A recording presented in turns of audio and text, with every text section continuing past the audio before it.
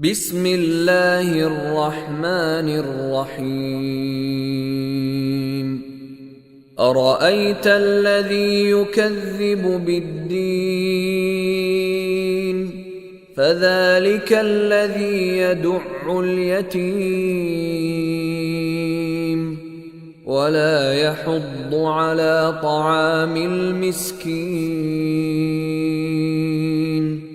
فويل للمصلين الذين هم عن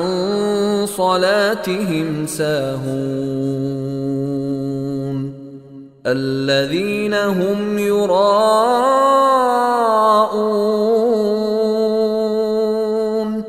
ويمنعون الماعون